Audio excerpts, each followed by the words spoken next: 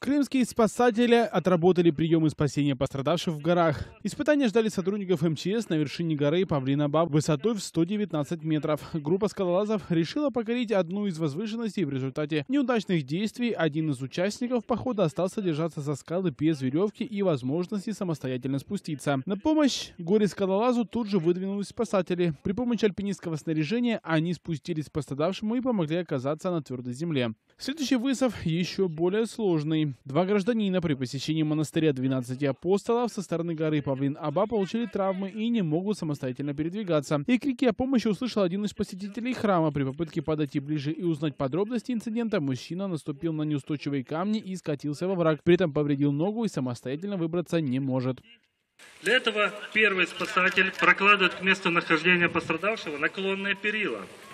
Остальные спускаются по ним с необходимым снаряжением, носилками, средствами оказания первой помощи.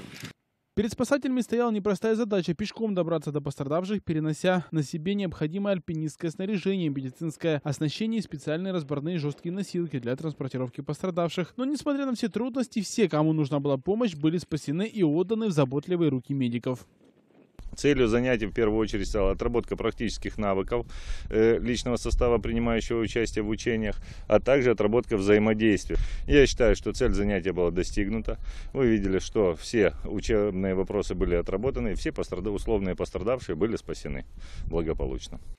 Помимо приобретения навыков спасения пострадавших, сотрудники как поисково-спасательного подразделения специализированного отряда ГУ МЧС России, так и аварийно-спасательной службы Республики Крым «Крымспас» отработали совместные действия в случае спасательной операции в реальности. Больше половины случаев, а практически все серьезные работы, они производятся совместно.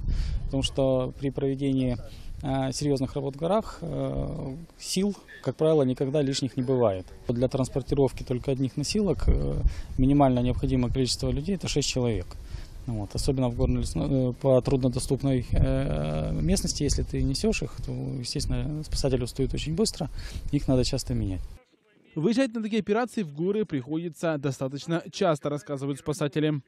Чаще всего приходится сталкиваться с туристами, пляжные туристы, которые лежа на пляже, увидели красивую гору, пытаются на нее залезть в сланцах, в обуви не приспособленной к горам. Естественно, это приводит к травматизму, естественно, это приводит к страху. Попав на гору, человек опускает глаза вниз, смотрит вниз, боится, пугается, набирает спасательную службу, приходится таких спасать. Сотрудники чрезвычайного ведомства отвечают, подобные тренировки полезны и дают возможность спасателям отработать все до автоматизма, но при этом соблюдение элементарных правил личной безопасности туристов позволит сохранить их жизнь и здоровье.